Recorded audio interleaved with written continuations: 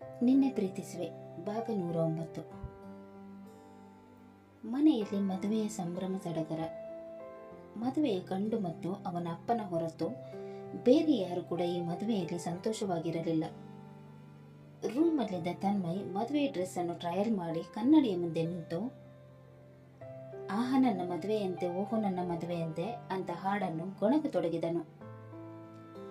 Wow Tanmay, ಎಷ್ಟು handsome ಆಗಿ ಕಾಣ್ತಾ ಇದೆಯಾ. ಕಾಣದೇ ಏನು, ಯಾರು ನೀನು? ದಿ ಗ್ರೇಟ್ ರಮನ್ ರೆಡ್ಡಿಯ ಮಗ ತನ್ಮಯ್ ರೆಡ್ಡಿ. ನಾನು ಅಂದುಕೊಂಡಂತೆ ಎಲ್ಲ ಆಗ್ತಾ ಇದೆ. ನಾಳೆ ಯಕ್ಷಾಳ ಜೊತೆ ನನ್ನ ಮದುವೆ. ನಾಳೆಯಿಂದ ನನ್ನ ಆಪಾದೆ ಯಕ್ಷಾಳ ಬರ್ಬಾದೆ. ನನ್ನನ್ನು ಸೈಡ್ ಲೈನ್ ಮಾಡಿದವರು ನಾನು ಯಾವತ್ತೂ ಸುಮ್ಮನೆ ಬಿಟ್ಟವನೇ ಅಲ್ಲ. ಇನ್ನು ಇವಳು ಯಾವ ಲೆಕ್ಕ? ನನ್ನ ಗುಲಾಮ ಆಗಕ್ಕೆ ರೆಡಿಯಾಗು ಯಕ್ಷ ಅಂತ ಅಂದುಕೊಳ್ಳುತ್ತಾ ವ್ಯಂಗ್ಯ ಬಗ್ಗೆ ನಗತೊಡಗಿದನು. ಇತ್ತ ರಾಘವ್ ಅವರು ಯಕ್ಷ ಹೋಗಿ ಆದ ಮೇಲೆ ತುಂಬಾನೇ ಟೆನ್ಷನ್ ಮಾಡಿಕೊಂಡಿದ್ದರು. ಅವರಿಗೆ ಏನು ಮಾಡಬೇಕೆಂದೇ ಗೊತ್ತಾಗುತ್ತಿರಲಿಲ್ಲ. ಮಗಳ ಜೀವನ ಹಾಳಾಗಬಾರದೆಂದು ಚಿನ್ಮಯನಿಗೆ ಕಾಲ್ ಮಾಡಿದರು. ಕಾಲ್ ರಿಸೀವ್ ಮಾಡಿದ ಅವನು ಅವರ ಜೊತೆ ಮಾತನಾಡತೊಡಗಿದನು. ಹೇಳಿ ಮಾವ, ಅಲ್ಲಿ ಏನಾದರೂ ನಿಮ್ಗೆ ತೊಂದರೆ ಆಗ್ತಾ ಇದೆಯಾ? ಏನಕ್ಕೆ ಕಾಲ್ ಮಾಡಿದ್ದು ಅಂತ ಒಂದೇ ಸಮನೆ ಬಡಬಡಿಸತೊಡಗಿದನು. ಚಿನ್ಮಯನೇ ಅವರಿಗೆ ಹೊಸ ಮೊಬೈಲ್ ಅನ್ನು ಕೊಡಿಸಿ ಅದಕ್ಕೆ ಸಿಮ್ ಕೂಡ ಕೊಡಿಸಿದ್ದನು. ಎಮರ್ಜೆನ್ಸಿ ಏನಾದರೂ ಇದ್ದರೆ ಮಾತ್ರ ಕಾಲ್ ಮಾಡಿ ಅಂತ ಹೇಳಿದನು. ಅವರು ಸಡನ್ ಆಗಿ ಕಾಲ್ ಮಾಡಿದ್ದನ್ನು ನೋಡಿ ಗಾಬರಿಗೊಂಡ ಚಿನ್ಮಯ್ ಈ ರೀತಿ ಮಾತನಾಡಿದ್ದನು. ನನ್ಗೇನು ತೊಂದರೆ ಆಗ್ತಾ ಇಲ್ಲಪ್ಪ, ನನ್ಗೆ ನಿನ್ ಜೊತೆ ಯಕ್ಷಾಳ ಬಗ್ಗೆ ಮಾತಾಡಬೇಕಿತ್ತು, ಅದಕ್ಕೆ ಕಾಲ್ ಮಾಡಿದೆ. ಅವಳ ಬಗ್ಗೆ ಏನ್ ಮಾತಾಡಕ್ಕಿದೆ ಮಾವ? ಅವಳು ನನಗೆ ಎಲ್ಲ ಹೇಳಿದ್ಲು. ನಾಳೆ ನಿನ್ನ ತಮ್ಮನ ಜೊತೆ ಅವಳ ಮದುವೆ ಅಂತಾನೆ ಹೇಳಿದ್ಲು. ಅವಳಿಗೆ ಇಷ್ಟ ಇಲ್ಲ ಅಂದಮೇಲೆ ನೀನು ಯಾಕೆ ಒತ್ತೆಯಾಗಿ ಅವಳಿಗೆ ಮದುವೆ ಮಾಡಿಸ್ತಾ ಇದೆಯಾ? ಮಾವ, ಈ ಮದುವೆ ನಡೀದ್ರೇನೆ ಎಲ್ಲರೂ ಸಂತೋಷವಾಗಿರೋಕ್ಕೆ ಸಾಧ್ಯ. ಎಲ್ಲರೂ ಸಂತೋಷವಾಗಿರ್ತಾರಂತ ಅವಳ ಸಂತೋಷವನ್ನು ಬಲಿ ಕೊಡ್ತಾ ಇದೆಯಾ? ಅವಳು ನಿನ್ನನ್ನು ಎಷ್ಟು ಪ್ರೀತಿಸ್ತಾ ಇದ್ದಾಳಂತ ನೀನು ಗೊತ್ತಿಲ್ವಾ? ಗೊತ್ತಿದ್ದು ಕೂಡ ಅದು ಹೇಗೆ ಈ ರೀತಿಯ ನಿರ್ಧಾರ ತಗೊಂಡಿದ್ಯಾ? ಮಾವ, ನನ್ನ ಮಾತು ಕೇಳಿ ಈ ಮದುವೆ ನಡೆಯಲೇಬೇಕು. ನನ್ನ ಮಗಳ ಜೀವನ ಹಾಳಾಗೋಕೆ ನಾನು ಖಂಡಿತ ಬಿಡಲ್ಲ. ಈ ಮದುವೆ ಅದು ಹೇಗೆ ಆಗುತ್ತಾ ನಾನು ನೋಡ್ತೀನಿ. ನನ್ನ ಪ್ರಾಣ ಹೋದ್ರೂ ಸರಿ, ಈ ಮದುವೆ ಆಗೋಕ್ಕೆ ಮಾತ್ರ ನಾನು ಖಂಡಿತ ಬಿಡಲ್ಲ. ನೀವು ಏನು ಮಾಡೋಕ್ಕೆ ಹೋಗ್ಬಾರ್ದು ಮಾವ. ನಿಮ್ಮಿಂದಾಗಿ ಎಲ್ಲರ ಜೀವನ ಅಪಾಯದಲ್ಲಿ ಬಿಡುತ್ತೆ. ಅಟ್ ಎನಿ ಕಾಸ್ಟ್ ಈ ಮದುವೆ ನಡೀಲೇಬೇಕು. ಈ ಮದುವೆ ಆಗುತ್ತೆ ಕೂಡ. ಈ ಮದುವೆಯನ್ನು ಯಾವುದೇ ಅಡೆತಡೆ ಇಲ್ಲದೆ ನಾನು ಮಾಡಿಸ್ತೀನಿ. ನೀವು ಇದರಲ್ಲೆಲ್ಲ ತಲೆ ಹಾಕದೆ ಸ್ವಲ್ಪ ದಿನ ಆರಾಮವಾಗಿರಿ ಮಾವ. ಮದುವೆ ಅರೇಂಜ್ಮೆಂಟ್ ಎಲ್ಲ ಮಾಡಬೇಕು, ನನಗೆ ಕೆಲಸ ಇದೆ, ಬಾಯ್ ಮಾವ ಅಂತ ಹೇಳಿ ಕಾಲ್ ಕಟ್ ಮಾಡಿದನು. ಚಿನ್ಮಯನ ಮಾತು ಕೇಳಿ ಅವರಿಗೆ ಏನು ಮಾಡಬೇಕೆಂದೇ ಗೊತ್ತಾಗಲಿಲ್ಲ.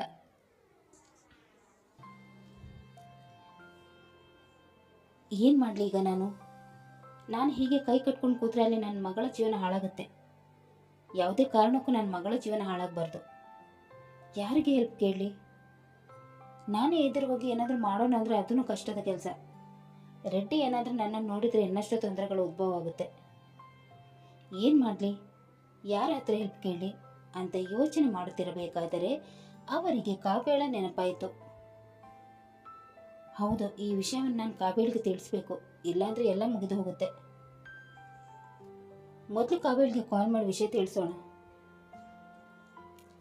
ಅಂತ ಅಂದುಕೊಂಡ ಅವರು ಕಾವ್ಯ ಅವರಿಗೆ ಕಾಲ್ ಮಾಡಿದರು. ತನ್ನ ಗಂಡನ ಕಾಲ್ ಬಂದಿದ್ದನ್ನು ನೋಡಿ ಖುಷಿಗೊಂಡ ಅವರು, ನಿಮ್ಮ ಕಾಲ್ಗೋಸ್ಕರನೇ ಕಾಯ್ತಾ ಇದ್ದೆ, ಹೇಗಿದ್ದಾರೆ? ಸ್ವಲ್ಪ ಹೊತ್ತು ಮುಂಚೆನೇ ಕಾಲ್ ಮಾಡಿದ್ದೆ ಅಲ್ವಾ ಕಾವ್ಯ, ಮತ್ತೆ ಹೇಗಿದ್ದೀರಿ ಅಂತ ಕೇಳ್ತಾ ಇದೆಯಾ? ನೀವು ನನ್ನ ಜೊತೆ ಬರೋ ತನಕ ನಾನು ಹೀಗೇನೇ ರೀ ಕೇಳ್ತಾ ಇರೋದು. ನೀವು ಅಲ್ಲಿ ಹೇಗಿದ್ದೀರಿ ಅಂತ ನನಗೆ ಹೇಗೆ ಗೊತ್ತಾಗುತ್ತೆ? ಅದಕ್ಕೆ ಪದೇ ಪದೇ ಕೇಳೋದು. ನಾನು ಚೆನ್ನಾಗಿದ್ದೀನಿ ಕಾವ್ಯ, ನನ್ನ ಮಾತು ಗಮನವಿಟ್ಟು ಕೇಳು. ಮನೆಯಲ್ಲಿ ಎಲ್ಲರನ್ನು ಕರೆದುಕೊಂಡು ಈ ಕೂಡಲೇ ಇಲ್ಲಿಗೆ ಬಾ. ಯಾಕ್ರಿ, ಏನಾಯ್ತು? ಅಲ್ಲಿ ಏನಾದರೂ ಸಮಸ್ಯೆ ಇದೆಯಾ? ನಾನು ಹೇಳಿದಷ್ಟು ಮಾಡು ಕಾವ್ಯ, ಕೂಡಲೇ ಅವರನ್ನೆಲ್ಲ ಕರೆದುಕೊಂಡು ಎಲ್ಲಿಗೆ ಬಾ. ಆಯ್ತು ರೀ, ಈಗಲೇ ಬರ್ತೀನಿ ಅಂತ ಹೇಳಿ ಅವರು ಕೂಡಲೇ ಮನೆಯವರನ್ನೆಲ್ಲ ಕರೆದುಕೊಂಡು ರಾಘವ್ ಇದ್ದ ಮನೆಗೆ ಹೊರಟರು. ಕಾವ್ಯ, ನಾವು ಎಲ್ಲಿಗೆ ಹೋಗ್ತಾ ಇದ್ವಿ? ನಾನು ಆವಾಗಲಿಂದ ಕೇಳ್ತಾ ಇದ್ದೀನಿ, ನೀನು ಹೇಳ್ತಾನೆ ಇಲ್ಲ. ಈಗಲಾದರೂ ಹೇಳು, ನಾವು ಎಲ್ಲಿಗೆ ಹೋಗ್ತಾ ಇದ್ದೀವಿ ಅಂತ ಅಮೃತರವರು ಕೇಳಿದಾಗ ಕಾವ್ಯ ಉತ್ತರಿಸುತ್ತಾ, ಅಕ್ಕ, ಅಲ್ಲಿ ಹೋದ್ಮೇಲೆ ಎಲ್ಲ ಗೊತ್ತಾಗುತ್ತೆ. ಯಾರು ನನ್ನನ್ನು ಪ್ರಶ್ನೆ ಮಾಡಬೇಡಿ. ಇನ್ನು ಸ್ವಲ್ಪ ಹೊತ್ತು ಮನೆ ಬಂದ್ಬಿಡುತ್ತೆ, ಆಗ ನಿಮ್ಗೆ ಅಲ್ಲಿ ಯಾರಿದ್ದಾರೆ ಅಂತ ಗೊತ್ತಾಗುತ್ತೆ ಅಂತ ಹೇಳಿದಾಗ ಎಲ್ಲರೂ ಮರು ಮಾತನಾಡದೆ ಅವರು ಹೇಳಿದ ಹಾಗೆ ಕೇಳಿದರು. ಕಾರು ರಾಘವ್ ಇದ್ದ ಮನೆ ಮುಂದೆ ಬಂದು ನಿಂತಿತು. ಎಲ್ಲರೂ ಕಾರಿನಿಂದ ಇಳಿದು ಮನೆಗೆ ಹೊರಟರು. ಕಾವ್ಯರವರು ಕಾಲಿಂಗ್ ಬೆಲ್ ಒತ್ತಿದಾಗ ರಾಘವ್ ಅವರು ಬಾಗಿಲು ತೆಗೆದರು. ಅವರನ್ನು ನೋಡಿ ಆರ್ಯನನ್ನು ಬಿಟ್ಟು ಎಲ್ಲರಿಗೂ ಶಾಕ್ ಆಯಿತು. ಅವರೆಲ್ಲರನ್ನು ನೋಡಿ ಆರ್ಯನ್, ಯಾಕೆ ಎಲ್ಲರೂ ಈ ಥರ ಶಾಕ್ ಆಗಿ ನಿಂತಿದ್ದೀರಾ, ಯಾರು ಇವರು ಅಂತ ಕೇಳಿದಾಗ ಯಾರು ಕೂಡ ಮಾತನಾಡದೆ ಮನೆ ಒಳಗೆ ಹೋದರು. ಮುಖೇಶ್ ಅವರು ರಾಘವ್ ಅವರನ್ನು ನೋಡಿ ಖುಷಿಗೊಂಡು ಅವರ ಹತ್ತಿರ ಹೋಗಿ ಅವರನ್ನು ತಬ್ಬಿಕೊಂಡರು. ಗೆಳೆಯ, ನನಗೆ ನಂಬಕ್ಕೇನೆ ಆಗ್ತಾಯಿಲ್ಲ. ನಿನ್ನನ್ನು ನೋಡಿ ನನಗೆಷ್ಟು ಖುಷಿ ಆಗ್ತಾ ಇದೆ ಗೊತ್ತಾ. ನೀನು ಸತ್ತು ಹೋಗಿದೆ ಅಂತ ನಾವೆಲ್ಲರೂ ಅಂದುಕೊಂಡಿದ್ವಿ, ಆದರೆ ಇವತ್ತು ನಿನ್ನನ್ನು ಜೀವಂತವಾಗಿ ನೋಡಿ ನನಗೆ ತುಂಬಾ ಖುಷಿ ಆಯಿತು. ಎಲ್ಲಿದ್ದೆಯೋ ಇಷ್ಟು ವರ್ಷ, ನಿನ್ನನ್ನು ಹುಡುಕದ ಜಾಗ ಇಲ್ಲ. ಹುಡುಕಿ ಕೊನೆಗೆ ನೀನು ಸತ್ತು ಹೋಗಿದೆ ಅಂತ ಅಂದ್ಕೊಂಡ್ವಿ. ನೀನು ಇಲ್ಲಿಗೆ ಹೇಗೆ ಬಂದಿರೋದು? ಅದೊಂದು ದೊಡ್ಡ ಕತೆ ಅಂತ ಅವರು ಹೇಳಿ ಹಿಂದೆ ಏನೆಲ್ಲ ನಡೆದಿತ್ತು ಅದನ್ನೆಲ್ಲ ಕೂಲಂಕುಷವಾಗಿ ವಿವರಿಸಿದರು. ವಿಷಯ ಕೇಳಿದ ಅವರಿಗೆ ರೆಡ್ಡಿಯ ಮೇಲೆ ತುಂಬಾನೇ ಕೋಪ ಬರತೊಡಗಿತ್ತು. ಆ ರೆಡ್ಡಿಯಿಂದ ನಮ್ಮೆಲ್ಲರ ಜೀವನ ದಿಕ್ಕುದೆಸೆ ಇಲ್ಲದ ಹಾಗೆ ಆಯಿತು. ಅವನಿಗೆ ಏನಾದರೂ ಒಂದು ಗತಿ ಕಾಣಿಸ್ಲೇಬೇಕು, ಇಲ್ಲ ಅಂದ್ರೆ ಅವನು ಹೇಗೆ ಬೇರೆಯವ್ರ ಜೀವನ ಹಾಳು ಮಾಡಿಬಿಡ್ತಾನೆ. ಹೌದು, ಚಿನ್ಮಯ್ಯನಿಗೆ ಹೇಗೆ ಗೊತ್ತಾಯ್ತು ನೀನು ಯಕ್ಷಾಳ ಅಪ್ಪ ಅಂತ? ನೀನು ಮೆಂಟಲ್ ಹಾಸ್ಪಿಟಲಲ್ಲಿ ಇರೋ ವಿಷಯ ಕೂಡ ಅವನಿಗೆ ಹೇಗೆ ಗೊತ್ತಾಯ್ತು? ಚಿನ್ಮಯ್ ಬೇರೆ ಯಾರೂ ಅಲ್ಲ ಮುಖೇಶ್, ಅವನು ರೆಡ್ಡಿಯ ಮಗ. ಈ ಮಾತು ಕೇಳಿ ಎಲ್ಲರಿಗೂ ಶಾಕ್ ಆಯಿತು. ಕಾವ್ಯ ಅವರ ಹತ್ತಿರ ಬಂದು, ನೀವು ನಿಜ ಹೇಳ್ತಾ ಇದ್ರೇನ್ರಿ? ನಮ್ಮ ಕಾವ್ಯ ಆ ಕಟುಕನ ಮಗನನ್ನು ಮದುವೆ ಆಗಿರೋದ ಅಂತ ಅವರು ಹೇಳಿದಾಗ ಆರ್ಯನ್ ಮತ್ತೆ ಪ್ರವೇಶಿಸಿ, ಅವನನ್ನು ನೋಡಿದಾಗಲೇ ನನಗೆ ಅನ್ನಿಸುತ್ತೆ ಅವನು ಒಳ್ಳೆಯವನಲ್ಲ ಅಂತ. ಕಟುಕ ಅಪ್ಪನಿಗೆ ಕಟುಕ ಮಗನೇ ಹುಟ್ಟಿರ್ತಾನಲ್ವಾ? ನೀವೆಲ್ಲ ಅಂದ್ಕೊಂಡಿರ್ತಾರ ಅವನಿಲ್ಲ. ಅವನು ರೆಡ್ಡಿ ಮಗ ಇರ್ಬೋದು, ಆದರೆ ರೆಡ್ಡಿ ಯಾವ ಗುಣಗಳು ಕೂಡ ಅವನಲ್ಲಿಲ್ಲ. ಅವನು ತುಂಬ ಒಳ್ಳೆಯವನು. ರೆಡ್ಡಿ ಹಾಗೆ ಅವನು ಕೂಡ ನಾಟಕ ಮಾಡ್ತಾ ಇರ್ಬೋದಲ್ವಾ? ನೀವು ಅವನು ಮಾತ್ರ ನಂಬಕ್ಕೆ ಹೋಗಬೇಡ್ರಿ. ಕಾವ್ಯ, ರಾಘವ್ ನಿಜನೇ ಹೇಳ್ತಾ ಇದ್ದಾನೆ. ಚಿನ್ಮಯ್ ಕೆಟ್ಟವನಲ್ಲ, ಒಳ್ಳೆಯವನು. ನಿಮ್ಗೆ ಹೇಗೆ ಗೊತ್ತು ಅವನು ಒಳ್ಳೆಯವನಂತ? ಅವನು ನಮ್ಮ ಮಗಳನ್ನು ರೇಪ್ ಮಾಡಿದವನು. ಅವನು ಒಳ್ಳೆಯವನಾಗಕ್ಕೆ ಹೇಗೆ ಸಾಗುತ್ತೆ? ಅವನು ಇಕ್ಷಾಳನ್ನು ರೇಪ್ ಮಾಡಿಲ್ಲ ಕಾವ್ಯ, ನಮ್ಮ ಇಕ್ಷಾಳ ಅವನನ್ನು ರ್ಯಾಪ್ ಮಾಡಿರೋದು. ನಿನ್ನಿಂದಾಗಿ ಅವಳಿಗೆ ರಾಘವನ ಬಗ್ಗೆ ಗೊತ್ತಾಯಿತು. ಅದರಿಂದ ಅವಳಿಗೆ ರೆಡ್ಡಿಯ ಮೇಲೆ ದ್ವೇಷ ಶುರುವಾಯಿತು. ಇನ್ಸಿಡೆನ್ಸ್ ಅನ್ನುವಂತೆ ರೆಡ್ಡಿಯ ಮಕ್ಕಳು ಕೂಡ ಅವಳು ಕಾಲೇಜಲ್ಲೇ ಓದ್ತಾ ಇದ್ರು. ಇದು ಅವಳು ಗೊತ್ತಾಗಿ ರೆಡ್ಡಿಯ ಮೇಲೆ ಸೇಡು ತೀರಿಸ್ಕೊಳ್ಳೋಕ್ಕೆ ಚಿನ್ಮಯ್ ಅವಳನ್ನು ರೇಪ್ ಮಾಡಿದನಂತ ಸುಳ್ಳು ಹೇಳಿ ಅವನನ್ನು ಮದುವೆಯಾಗಿ ಅವನ ಮನೆ ಸೇರಿಕೊಂಡ್ಳು. ಈ ವಿಷಯವನ್ನು ಅವಳೇ ನನಗೆ ಹೇಳಿದ್ದು. ಸುಕೇಶ್, ಅವಳ ಬಗ್ಗೆ ಇಷ್ಟೆಲ್ಲ ನಿನ್ಗೆ ಗೊತ್ತಿದ್ರು ಕೂಡ ನಮ್ಗೆ ಯಾಕೆ ಒಂದು ಮಾತು ಕೂಡ ಹೇಳಿಲ್ಲ? ಅಣ್ಣ, ನಿಮಗೆಲ್ಲ ಹೇಳಬಾರ್ದಂತ ಅವಳು ನನ್ನ ಹತ್ರ ಮಾತು ತಗೊಂಡಿದ್ಲು, ಅದಕ್ಕೆ ಹೇಳಿಲ್ಲ. ನೀನು ಹೇಳದೇ ಇದ್ದಿದ್ದರಿಂದ ಎಷ್ಟು ಸಮಸ್ಯೆ ಆಗ್ತಾ ಇದೆ ನೋಡು. ಅವಳಲ್ಲಿ ಯಾವ ಪರಿಸ್ಥಿತಿಯಲ್ಲಿ ಇದ್ದಾಳೋ ಏನೋ. ದೊಡ್ಡಪ್ಪ, ನೀವೇನು ಚಿಂತೆ ಮಾಡಬೇಡಿ, ನಾನು ಈಗಲೇ ಹೋಗಿ ಅವಳನ್ನು ನನ್ನಿಂದ ಕರೆದುಕೊಂಡು ಬರ್ತೀನಿ. ಅದು ಯಾರು ಬಂದು ನನ್ನನ್ನು ತಡೆಯುತ್ತಾರೋ ನಾನು ನೋಡ್ತೀನಿ ಎಂದು ಆರ್ಯನ್ ಕೋಪಭರಿತವಾಗಿ ಹೇಳಿದಾಗ ರಾಘವ್ ಅವರು ಅವನ ಹತ್ತಿರ ಬಂದು, ನಿನ್ಗೆ ಅವಳ ಮೇಲೆ ಎಷ್ಟು ಪ್ರೀತಿ ಇದೆ ಅಂತ ನಂಗೆ ಅರ್ಥ ಆಗುತ್ತೆ.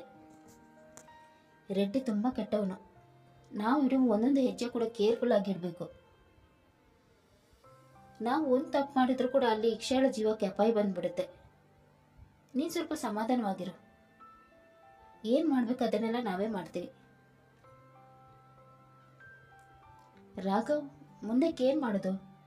ಇಕ್ಷೆಲ್ಲ ನಾವು ಅಲ್ಲೇ ಬಿಡೋಕ್ಕಾಗಲ್ಲ. ಇವತ್ತೆಲ್ಲ ನಾಳೆ ರೆಡ್ಡಿಗೆ ಇಕ್ಷೆ ನಿನ್ನ ಮಗಳು ಅಂತ ಗೊತ್ತಾದ್ರೆ ಏನು ಬೇಕಾದರೂ ಆಗ್ಬೋದು. ಮುಖೇಶ, ಅದೆಲ್ಲ ಆಮೇಲೆ ನೋಡ್ಕೊಳ್ಳೋಣ. ಈಗ ಮತ್ತೊಂದು ದೊಡ್ಡ ಸಮಸ್ಯೆ ಎದುರಾಗಿದೆ. ಅದರಿಂದ ಹೇಗೆ ಅವಳನ್ನು ಬಚಾವ್ ಮಾಡೋದಂತ ನೋಡ್ಕೋಬೇಕು. ಏನು ಹೇಳ್ತಾ ಇದೆಯಾ ರಾಘವ್? ಅವಳಿಗೆ ಏನು ಸಮಸ್ಯೆ ಎದುರಾಗಿದೆ? ಅವನಿಗೂ ಚಿನ್ಮಯನಿಗೂ ಡಿವೋರ್ಸ್ ಆಯಿತು. ನಾಳೆ ಅವನ ತಮ್ಮನ ಜೊತೆ ಇಕ್ಷಾಳ ಮದುವೆ. ಅವಳಿಗೆ ಈ ಮದುವೆ ಮಾಡ್ಕೊಳ್ಳೋಕೆ ಇಷ್ಟ ಇಲ್ಲ. ಅವಳು ಚಿನ್ಮಯನನ್ನು ಪ್ರೀತಿಸ್ತಾ ಇದ್ದಾಳೆ. ನಮ್ಮೆಲ್ಲರ ಖುಷಿಗೋಸ್ಕರ ಅವನನ್ನು ಮದುವೆ ಆಗಕ್ಕೆ ಹೊರಟಿದ್ದಾಳೆ. ಈ ಮಾತು ಕೇಳಿ ಶಾಕ್ ಆದ ಕಾವ್ಯ ರಾಘವನ ಹತ್ತಿರ ಬಂದು, ಏನ್ರಿ ಹೇಳ್ತಾ ಇದ್ದೀರಾ ನೀವು? ಅವಳು ಯಾಕೆ ಚಿನ್ಮಯನ್ಗೆ ಡಿವೋರ್ಸ್ ಕೊಟ್ಲು? ಅವನ ತಮ್ಮನನ್ನು ಯಾಕೆ ಮದುವೆ ಆಗ್ತಾ ಇದ್ದಾಳೆ? ಅವಳು ಮೊದಲು ಅವನನ್ನೇ ಲವ್ ಮಾಡಿದಂತ ಕಣೆ. ಅವನು ಕೂಡ ಇವಳನ್ನು ಲವ್ ಮಾಡ್ತಾ ಇದ್ದಾನೆ. ಅವಳು ಸೇಡಿಗೋಸ್ಕರ ಲವ್ ಮಾಡೋ ನಾಟಕ ಮಾಡಿದ್ಲು, ಆದ್ರೆ ಅವನು ಸೀರಿಯಸ್ ಆಗಿ ಲವ್ ಮಾಡಿದ್ದಾನೆ. ರೆಡ್ಡಿಗೆ ಅವನೆಂದ್ರೆ ಪ್ರಾಣ. ಅವನು ಖುಷಿಗೋಸ್ಕರ ದೊಡ್ಡ ಮಗನ ಖುಷಿಯನ್ನು ಕಿತ್ಕೊಂಡು ಅವನಿಗೆ ಕೊಡಕ್ಕೆ ಹೊರಟಿದ್ದಾನೆ. ಇವರಿಬ್ಬರು ತಮ್ಮ ತಮ್ಮ ಪ್ರೀತಿಯನ್ನು ನಮಗೋಸ್ಕರ ತ್ಯಾಗ ಮಾಡ್ತಾ ಇದ್ದಾರೆ. ರೆಡ್ಡಿಗೆ ಇಕ್ಷೆ ಯಾರು ಅಂತ ಗೊತ್ತಾದ್ರೆ ನಮ್ಮನ್ನೆಲ್ಲ ಸಾಯಿಸ್ಬಿಡ್ತಾನೆ ಅನ್ನೋ ಭಯದಿಂದ ಈ ಮದುವೆಗೆ ಒಪ್ಪಿಕೊಂಡಿದ್ದಾಳೆ. ನಾನು ಅವಳಿಗೆ ಹೇಳುವಷ್ಟು ಬುದ್ಧಿ ಹೇಳಿದೆ, ಅದವಳು ಕೇಳಕ್ಕೆ ರೆಡಿ ಇಲ್ಲ. ನಾನೇನಾದ್ರೂ ಈ ಮದುವೆ ತಪ್ಪಿಸಕ್ಕೆ ಹೋದ್ರೆ ಸತ್ತೋಗ್ತೀನಿ ಅಂತ ಹೆದರಿಸಿ ಹೋಗಿದ್ದಾಳೆ. ಅದಕ್ಕೋಸ್ಕರ ನಾನು ನಿಮ್ಮನ್ನೆಲ್ಲ ಇಲ್ಲಿ ಕರೆದಿರೋದು. ಹೇಗಾದ್ರೂ ಮಾಡಿ ನಾಳೆ ಅವಳ ಮದುವೆ ಆಗದಂತೆ ನಾವು ನೋಡ್ಕೊಳ್ಬೇಕು. ಇಷ್ಟೆಲ್ಲ ನಡೆದಿದ್ರು ನಮ್ಗೆ ಒಂದು ಮಾತು ಕೂಡ ಹೇಳಿಲ್ಲ ಅವಳು. ರೀ, ಅವಳ ಜೀವನ ಹಾಳಾಗಬಾರ್ದು. ನಮ್ಗೆ ಏನಾದ್ರೂ ಪರವಾಗಿಲ್ಲ, ಮೊದಲು ಹೋಗಿ ಅವಳನ್ನು ಕರೆದುಕೊಂಡು ಬರೋಣ ಅಂತ ಅಮೃತರವರು ಹೇಳಿದಾಗ ಮುಖೇಶ್ ಅವರು, ನಾವು ಏಕೈಕೆ ಅವನ ಮುಂದೆ ಹೋಗೋಕೆ ಆಗಲ್ಲ ಅಮೃತ. ಪ್ಲಾನ್ ಮಾಡಿ ಪೊಲೀಸರನ್ನ ಇನ್ವಾಲ್ವ್ ಮಾಡಿ ಹೋಗ್ಬೇಕು. ಇಲ್ಲಿನ ಕಮಿಷನರ್ ನನಗೆ ಗೊತ್ತಿರೋರು, ನಾನು ಅವ್ರ ಹತ್ರ ಮಾತಾಡ್ತೀನಿ. ಅವ್ರು ಏನು ಹೇಳ್ತಾರೆ ಹಾಗೆ ಮಾಡೋಣ ಅಂತ ಹೇಳಿದಾಗ ಎಲ್ಲರೂ ಆ ಕ್ಷಣದಲ್ಲಿ ನಿಟ್ಟಿಸಿರು ಬಿಟ್ಟರು. ಕತೆ ಮುಂದುವರಿದು. ಇಕ್ಷಾಳ ಮದುವೆ ತಪ್ಪಿಸಲು ಹೋಗಿ ಇವರೆಲ್ಲರೂ ಅಪಾಯದಲ್ಲಿ ಸಿಲುಕುತ್ತಾರೋ ಇಲ್ಲವೋ ಅನ್ನೋದನ್ನು ತಿಳಿಯಲು ಮುಂದಿನ ಸಂಚಿಕೆಯಾಗಿ ಕಾಯೋಣ. ಅಲ್ಲಿ ತನಕ ಈ ಕತೆ ನಿಮಗೆ ಇಷ್ಟವಾದಲ್ಲಿ ಲೈಕ್ ಮಾಡಿ, ಶೇರ್ ಮಾಡಿ ಮತ್ತು ಸಬ್ಸ್ಕ್ರೈಬ್ ಮಾಡೋದನ್ನು ಮಾತ್ರ ಮರಿಬೇಡಿ. ಹಾಗೆ ಕತೆ ಹೇಗಿದೆ ಅಂತ ಕಮೆಂಟ್ ಬಾಕ್ಸಲ್ಲಿ ತಿಳಿಸಿ. ಧನ್ಯವಾದಗಳು.